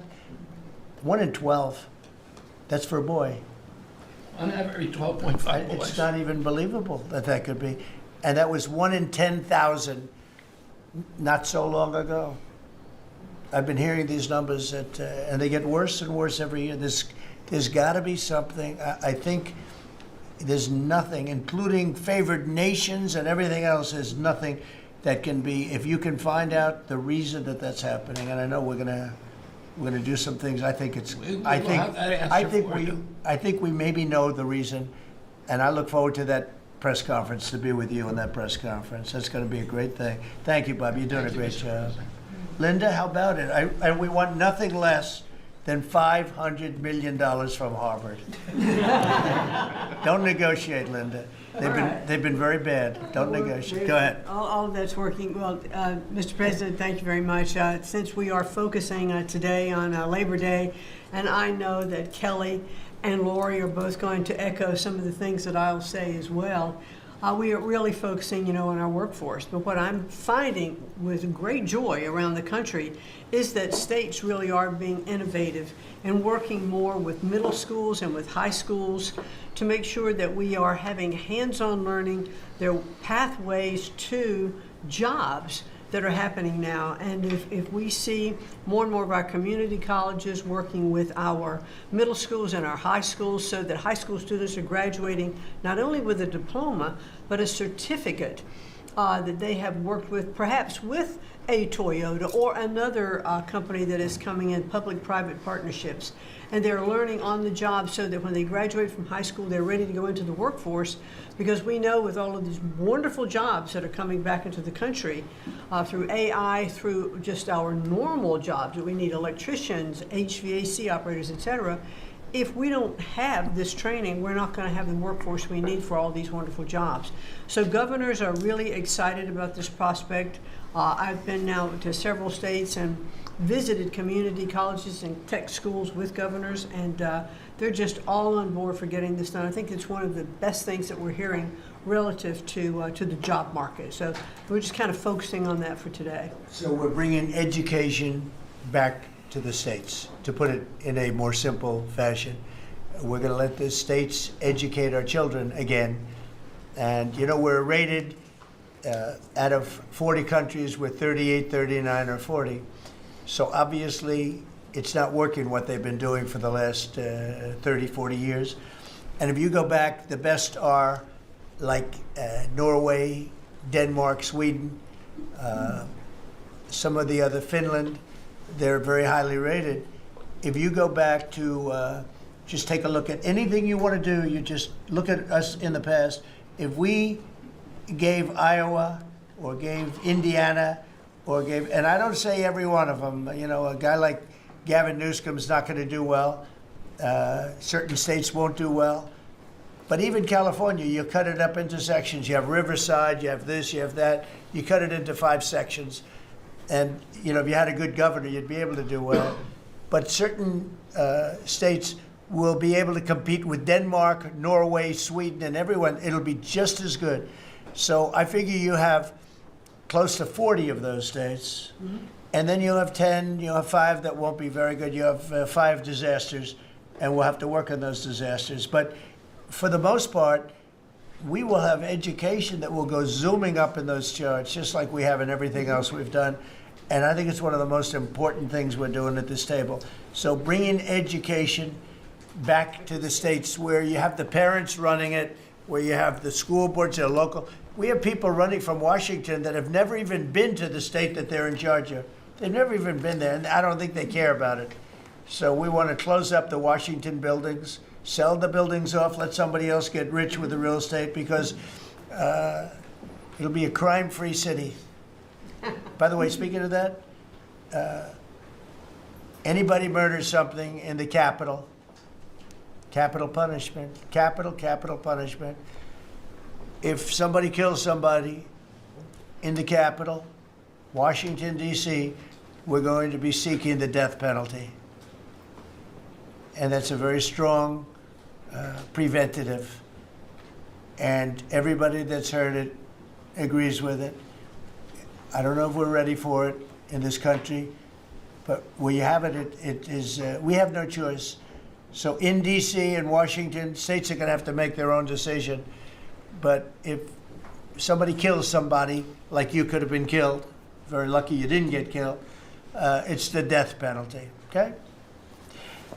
Fantastic job you're doing. Thank you, Linda. Very much appreciated. How are you doing with the colleges, by the way?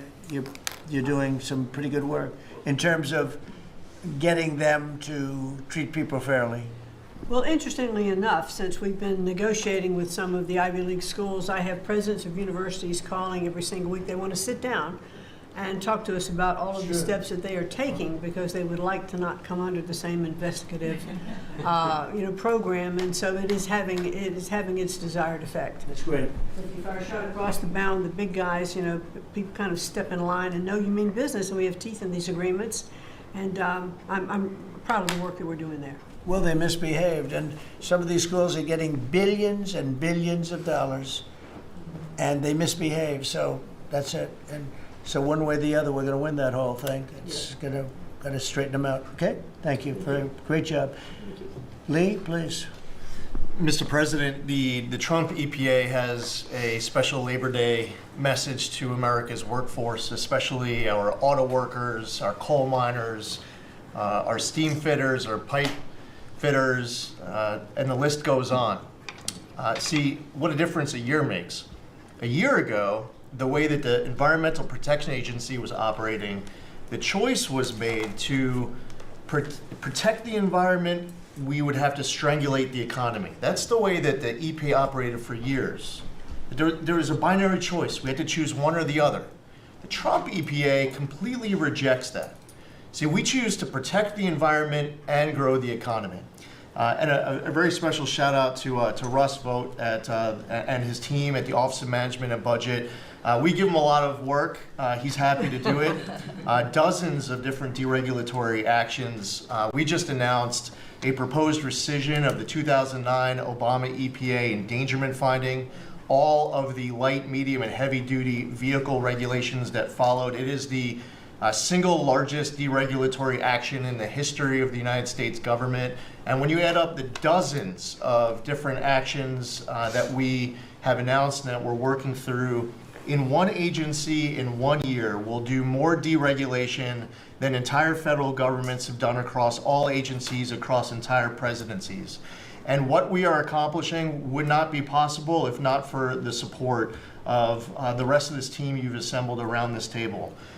The well-oiled, well-wired machine at the White House, led by Susie Wiles, and the DCOSP, the policy shop, led by Stephen Miller, they have been amazing to work with. I was just in Iowa with Administrator Loeffler, who made an announcement with Secretary Rollins to reverse the deratement on diesel exhaust fluid systems. Mr. President, you said you wanted water flowing faster. Working with the Secretary of Energy, we've done our part to do that, to get gas cans flowing faster, to stop that annoying start-stop feature in vehicles. See, people out there might say, well, why are you focused on all of these little things? If it's little to you, it doesn't mean that it's not a very big deal for millions of other Americans. The charge was clear when you called me in November and you asked me to do this job. Clean air, land, and water for all Americans. Unleash energy dominance. Advance cooperative federalism. Permitting reform. Make America the AI capital of the world. Bring back American auto jobs. What we are accomplishing now, again, wouldn't be possible if not for your leadership. I'm grateful to the American people for electing you and our amazing Vice President. I was just in Mexico City announcing and signing on behalf of the Trump administration an agreement with Mexico for a permanent solution for the Tijuana River sewage crisis, which you have been so outspoken and passionate about in our conversations. It would not be possible if not for Secretary Rubio, Deputy Secretary Landau, U.S. Ambassador to Mexico Johnson. The team at the State Department has been incredible. The work with the NEDC on permitting, to be able to get new pipelines built, to get new factories started. The list, it's amazing. So, you know, somebody out there might not realize the relationship between the Environmental Protection Agency and the Department of Defense. The amount of work with Secretary Hegseth and the Army Corps, from responding to the LA wildfires, to getting more water flowing in California, which is also something that Secretary Burgum is involved with, to helping the farmers, the ranchers and landowners to revise the waters of the United States definition so they don't have to go hire an attorney or a consultant to tell them whether or not a water on their property is subject to federal regulation. Thank you for putting this entire team together. It's an honor to be at the Trump EPA, where we choose to both protect the environment and grow the economy. It's a very happy Labor Day for America's workforce. And Lee, in Los Angeles, if you could, because of the fires, Lee was there, and as you know, we have very strict federal rules having to do with the rebuilding of those houses. And Lee was able to get the approvals done for everybody immediately. It was so fast, nobody could believe it. And the mayor and the governor still haven't gotten their approvals. And they're going to have riots out there for that reason. These are great homeowners. They want to build their house. They can't get approved because you have the mayor, Bass, who has no idea what she's doing. And you have a governor who is such a bad governor. And the people are unable to build their house. The toughest permit to get was the federal permit by far. And yet he got them all in a short period of time after the fire. How long did it take? Well, Mr. President, you came in, signed an executive order, and told the EPA that we had less than 30 days to complete our hazardous material removal, which the initial response, once all of our heart rates went down a bit, was just to figure out how to get it done. We got it done in just less than 30 days. The Army Corps of Engineers then comes in for the debris removal. The federal government, in clearing over 13,000 properties that were destroyed because of these wildfires. We've got to the point today where property owners all across Los Angeles, they're grateful to the Trump administration. They're happy that we did our part, but they are desperate to rebuild. And there is not a single green light approval that they are waiting for from the Environmental Protection Agency. The EPA and the Army Corps of Engineers proudly have done our work. It's important for those local officials to let these property owners build on their land. It's their property. It doesn't belong to the mayor of Los Angeles And they need to represent their people better. They're ready to build. When will they have their permits from Los Angeles? Well, here's the problem, Mr. President, is that they have been ready since the moment we were done with the federal part. I mean, I was visiting a week after. Actually, I thought my first trip was going to be to Los Angeles. However, the moment I got confirmed, the vice president said, "You're going to East Palestine right away." So that actually ended up being the first visit because the vice president's so passionate about that from the great state of Ohio. Then we went to Los Angeles from there. We're talking about the beginning of February, where we were meeting with property owners already. They were already all set up. They had the contractors. It was the beginning of February, and they were waiting for green lights from Los Angeles to be able to go onto their property and start rebuilding. Some of the same people who were waiting for a green light ready with the contractors at the beginning of February are still waiting now in the middle of August. Let these Californians rebuild. And we're talking about also taking away some of the properties and building low-income housing on those properties. They're going to have problems like they've never had before. These people don't know what they're doing. So we have all our everything the federal government has to do was done long ago. They should have been. I went to a town hall with Lee, but we were there, and the mayor was saying it would take 2 years, maybe 3 years to get this approved. I said, no, not 2 years, 2 days. They should have it in 2 days. And I toured the site, and I met 100 homeowners, all standing in front of the site a couple of days after the fire, and they were ready to go right then. They wanted to just build right then. And the city won't let them do it. Los Angeles, I don't think it's that they won't. I think they're incompetent, okay, to be honest with you. I think they just don't know how to go about it. It is so badly run by Newscomb and by Mayor Bass. Mayor Bass, she was in Africa during the fire. She knew the fire was starting to rage, and she decided to take a trip to Africa. These people they're just bad. You know, you talk about make America great again. They can never make America great again, but we are doing that. Congratulations, you found some interesting things, Tulsi. She's becoming a bigger and bigger star every day. She found a lot of good things. Go ahead. Thank you, sir. As we approach Labor Day weekend here, this is just such a great opportunity really to recognize your leadership as a true champion for working people. And I know we'll hear, as we go around the table here, how your focus singularly on putting the well-being and interests of the American people first is that common thread that we're seeing in your policies being implemented across your administration. For ODNI, number one, our focus is and must always be making sure that our intelligence community is focused on our mission, keeping the American people safe, secure, and free. We're doing great work on this front. I'll point out our National Counterterrorism Center, led by Director Joe Kent, are working across different agencies with Homeland Security, DEA, FBI, and others to catch terrorists, both those who are trying to come into our country, those who may already be in our country. They are finding the worst of the cartel bosses and making sure that they're not able to continue to wreak havoc and terror in our communities. Secondly, Mr. President, you have charged me with the mission of finding the truth and telling the truth to the American people. And we've exposed some of the worst examples of the weaponization of intelligence in the last several weeks. I will continue down that mission and that path wherever it leads. Transparency, telling the truth, is what will drive true accountability for the American people who deserve nothing less. And lastly, Mr. President, all of us are charged with being good stewards of taxpayer dollars. I've gone through a reorganization for ODNI that we've announced in the last week. We've cut nearly half of redundant, unnecessary functions within ODNI, saving taxpayers over $700 million a year. We will continue focusing on our core mission in keeping the American people safe, and appreciate your leadership and your focus on this most critical task.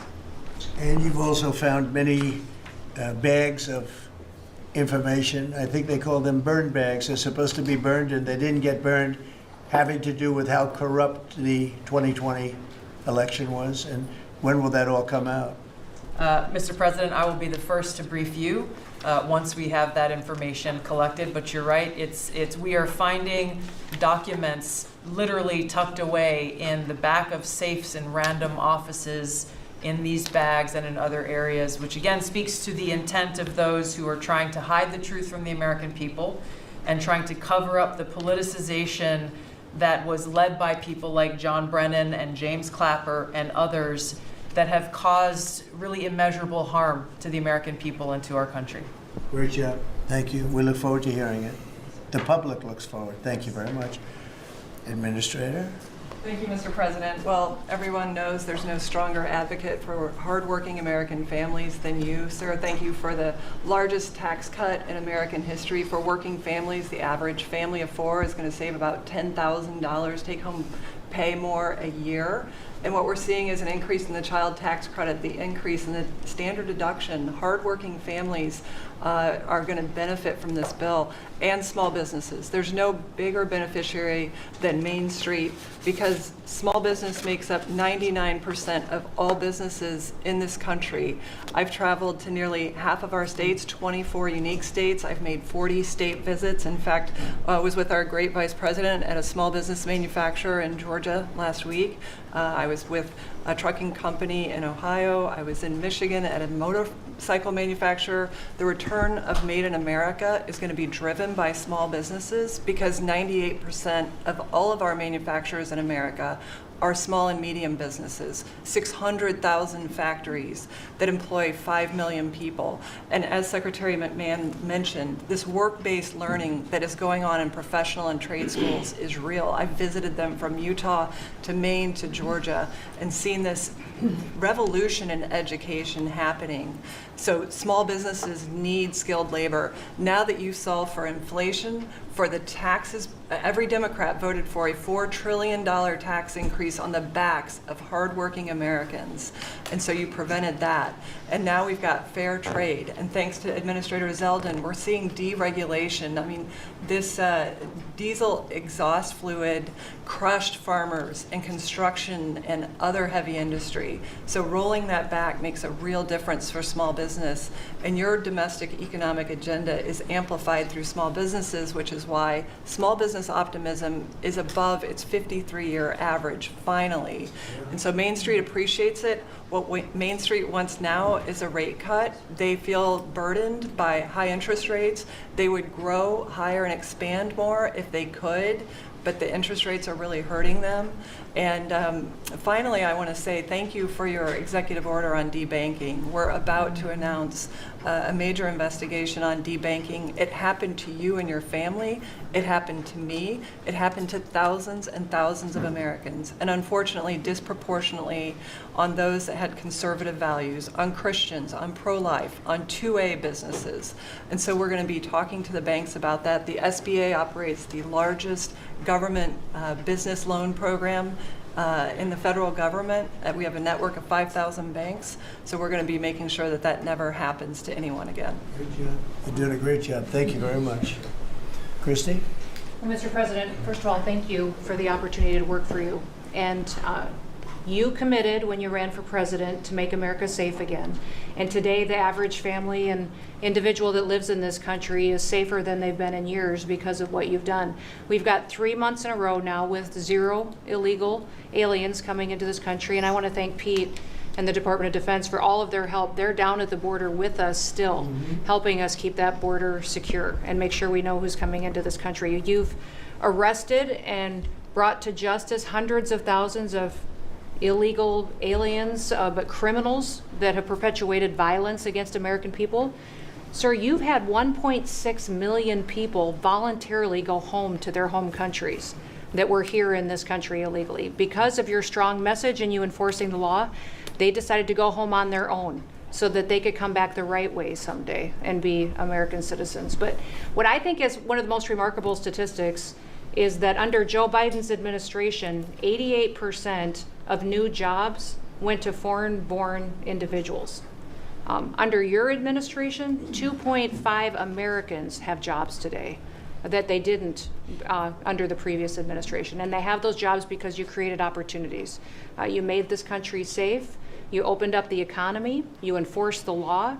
Now people can get up and provide for their families and go to work every day and be confident in that. And the last thing I would say is that it's incredibly important to know that every one of those illegal aliens that has gone home, they were costing us about $8,700 to $9,000 a piece in what they were taking out of our social programs, out of Social Security. You've saved this country billions of dollars, about $15 billion, just in what those illegal aliens were costing us in social programs. I've cut over 450 different contracts at the Department of Homeland Security. We're getting rid of corrupt ones that were not efficient for taxpayers, weren't focused on our mission of keeping us safe. And we've also renegotiated and brought in our biggest vendors and said you have to do better. And we've saved the taxpayers over $13 billion doing that as well. So we're continuing to be accountable with taxpayer dollars, but sir, focused on doing the mission of what you've committed, and that's to keep us safe and to make sure we put Americans first. Great job, and great job on the border. We had millions and millions of people coming in. To think 3 months in a row, zero. Incredible. That's some job. Thank Tom and everybody, and Pete, good job. Not surprised. Thank you very much. Chris, please. Chrissy. Sorry about that, Mr. President. Like Secretary Noem, I'm thrilled to be here to work with you on the simple platform you were elected on, which was to bring back the American dream, to bring jobs and opportunity for families across the country and to lower their costs so they can live their lives and expand the choices they have. You led off today talking about gasoline prices. I'll throw in diesel. If you correct for inflation, they're at multi-decade lows. This is a huge expense. This is a huge constraint on people's lives. We should celebrate that. Natural gas has become our main industrial fuel powering factories around the country. Natural gas prices are quite low in this country, and they're lower than in any country in the world. The reason for that is the United States produces 2 times more natural gas than the second largest natural gas producer in the world, and 4 times more natural gas than the number 3 and number 4 producers in the world. So you've opened up American opportunity and energy together with the work of Secretary Burgum, Administrator Zeldin, Secretary Lutnick, Secretary Rawlins. You know, we've made it easy to produce energy in America again, and those benefits are flowing. I could go on about this stuff forever, but let me talk about one specific area of energy, electricity. That's in the front of people's minds. When the day you were inaugurated, we get hold of all the data, and we can look at the resource plans of utilities across the country. What you inherited when you arrived was a plan over the next 5 years to close 100 gigawatts of reliable electric generation. So that's 100 large power plants. Now that was offset with a plan to build 22 gigawatts of reliable electricity generation. Their plan was to close more than 4 times as much electricity generating capacity as they were going to build in that 5-year period. How do we lead the world in artificial intelligence if we're shrinking our supply of reliable electricity? How do we reshore steel and aluminum and automobiles and semiconductors and all those jobs Americans want back in our country when we're degrading and shrinking our energy system? We were going to hand that leadership to China in artificial intelligence, not just to our economic loss, but to our huge national security loss. Your team around this table, and almost everyone around this table is involved in it, is just to completely pivot dramatically. We're stopping the closure of all these plants way before their retirement date. Some plants get to their end of life. That's a small percent of the planned closures. Most of those were just political nonsense at the cost to American taxpayers. So we have rapid new construction of power plants under in the United States. We're doing everything we can with suppliers who build the equipment for these power plants. They've got to build their factories bigger to build power plants in America. People thought those days were past. We weren't going to build big things in America anymore. We're just going to keep